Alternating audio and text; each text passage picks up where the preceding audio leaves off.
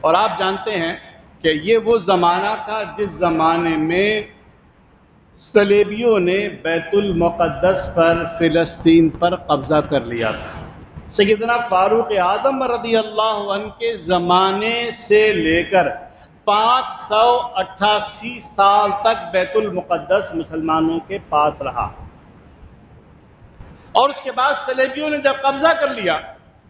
تو اب مسلمانوں کے دلوں میں اس کی تڑپ موجود تھی کہ وہ کیا کریں۔ اس زمانے میں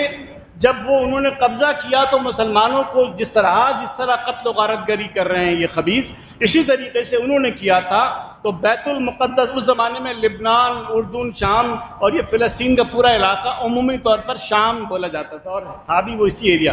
دریا اردن کے جتنے کنارے تھے یہ سارے کے سارے وہ شام کے حدود میں آیا کرتے تھے۔ تو وہاں سے جو لوگ، جو بچے، جو نوجوان، جو پناہ گزین تھے بیچارے، وہ جب آنے لگے تو ان کو سرکار غوث اعظم نے اپنے مدرسے میں لا کر رکھا، ان بچوں کو اور جوانوں کو، اور رکھا تو بِأَمْوَالِكُمْ، اپنے مالوں سے جہاد شروع کیا۔ یہ جہاد کیا تھا کہ ان نوجوانوں کی تربیت، ان کی علمی قابلیت، ان کی تربیت سرکار غوث الاعظم نے فرمائی، اور اس طرح کہ وہ ان لوگوں کو مقدسی کہتے تھے، بیت المقدس کے رہنے والے، آج کل ہم فلسطینی کہتے ہیں نا، وہ مقدسی تھے، اور بڑے نامی گرامی شاگرد اور علماء پیدا ہوئے، جس میں سرکار غوث اعظم کے اجل خلیفہ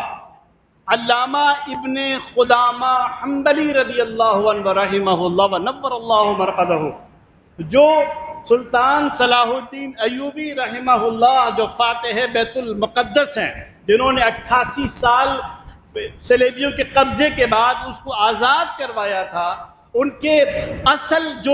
جن کو تھنک ٹینک جسے آپ کہہ سکتے ہیں، وہ سارے تھنک ٹینک میں سرکار غوث اعظم کے خلفاء اور کمانڈر ان چیف جو تھے وہ آپ کے خلفاء علامہ ابن قدامہ حنبلی اور اس جیسے درجنوں جو آپ کے شاگرد تھے وہ موجود تھے۔ سرکار غوث اعظم نے ان کے کھانے کا، پینے کا، تربیت کا، تعلیم کا کیا، اور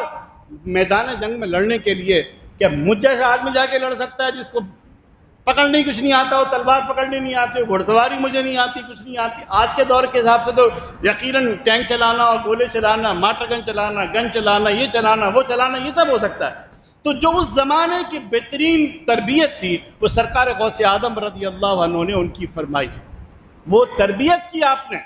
اور پھر یہی وہ لوگ تھے کہ جنہوں نے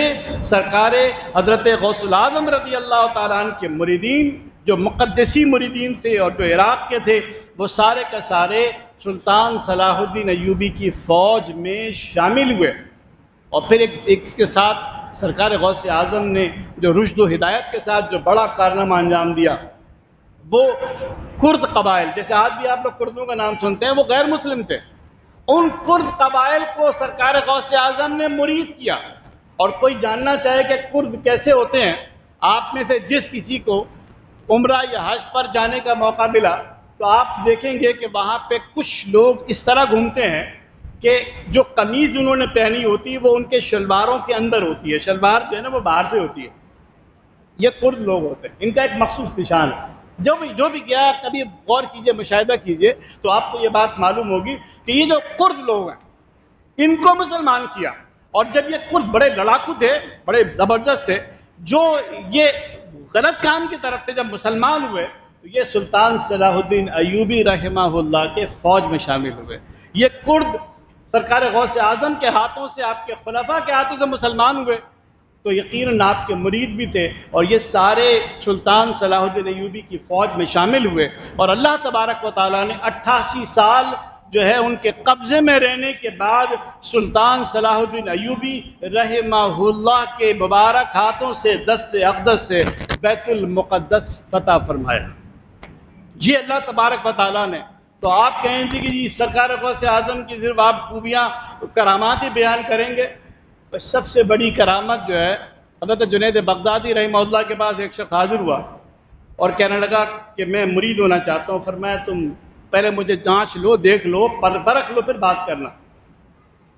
کہتے ہیں 1 سال تک رکا، 1 سال کے بعد اس کے منہ سے نکل گیا حضور اتنے عرصے یہاں رکا ہوں، کوئی کرامت نہیں دیکھی آپ سے، کرامت نہیں دیکھی۔ سرکار جنید بغدادی آپ فرماتے ہیں یہ بتا تو نے مجھ سے کوئی خلاف شرع کام ہوتے ہوئے دیکھا، شریعت کے خلاف کچھ کام کرتے دیکھا مجھے؟ کہنے لگے نہیں، کہا اس سے بڑی اور کرامت کیا ہوگی؟ تو جو کرامت سرکار غوث اعظم کی بات وہ برحق ہے، الحمدللہ ہم تو اس کے قائل۔ کیا دبے جس پہ حمایت کا ہو پنجہ تیرا، شیر کو خطرے میں لاتا نہیں کتا تیرا، اور تجھ سے در سے سگ سے ہے مجھ کو نسبت، میری گردن میں بھی ہے دور کا ڈورا تیرا۔ یہ تو ہے ہم کرامت کے قائل، لیکن آپ کی جو کرامت تھی وہ جہادی کردار تھا۔ آج ہمارے خانقاہیں وہ جہادی کردار بھول چکی ہیں۔ سرکار غوث اعظم نے فتح بیت المقدس میں کردار ادا کیا، اور یہ ابن قدامہ حنبلی کی جن کا ذکر میں کر رہا ہوں، وہ سلطان صلی اللہ علیہ ایوبی کے دماغ تھے، وہ تھنک ٹینک تھے ان کے، اور وہ اتنے بڑے عالم ہیں کہ ان کی کتابیں ہمارے دروس میں پڑھائی جاتی ہیں۔ ان کی کتابیں، یعنی وہ صرف ایک مجاہد نہیں تھے، بڑے عالم تھے، ان کی کتابیں نصاب میں شامل ہیں، ہم لوگ پڑھتے ہیں ان کتابوں کو، بچوں کو پڑھایا جاتا ہے، ہمارے درس نظامی کے اندر شامل ہیں۔ تو صاحبان ذی وقار یہ ذہن میں رکھیے کہ اللہ کے جو ولی ہیں وہ اپنے اپنے دور کے اعتبار سے ان کی جو خدمات ہوتی ہیں وہ بڑی شاندار ہوا کرتی ہیں۔ ہم صرف کرامات کے قائل نہیں ہیں، ہم استقامت کے بھی اور جہاد کے بھی قائل ہیں۔ اللہ تعالیٰ میرا آپ کا ہم سب کا حامی و ناصر ہو۔ وآخر دعوانا الحمدللہ رب العالمین۔